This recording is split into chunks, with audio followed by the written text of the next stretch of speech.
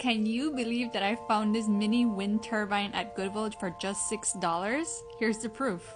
And what's so amazing is that this thing was unopened. So that means that everything was in pristine condition and there was no missing parts.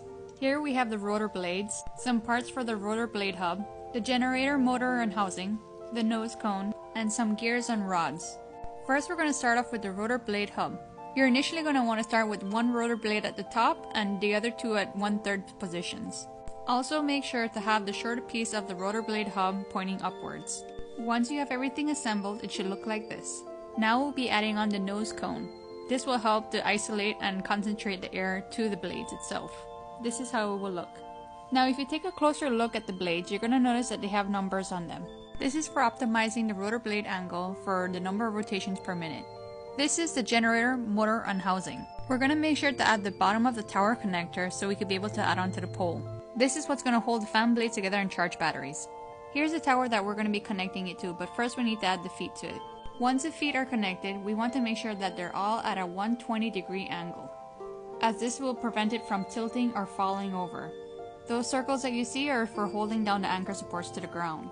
Now we'll connect to the top of it the generator, and this is how it will look. Now we're going to add our 10cm axle. Once that's in, we're going to get our 5-hole rod and 2 red anchor pins, making sure that the center is open for the axle to go through, and we're going to push those in together, with the red anchor pins heading towards the generator. Once secure, we're going to grab the head of the rotor blades and we're going to connect them through, making sure you firmly push against it. We will want to designate one blade as the center blade, as this will help us count rotations. Once we have the anchor pins in, now to test it out. As you could see, I was testing out to see which angle the wind was coming at. And once I had that set, it was ready to go. I was super excited to see it working. One of the really cool things about this little toy is that you're able to actually charge a little AA battery for it. As you could see when I'm opening the back panel, there's a little button there that you use for turning on and off the motor to start charging the batteries. The only setback about this is that it can only charge one battery at a time, but I'm sure I could be able to modify it and make it where it could be able to charge more things. But that would be safe for another project.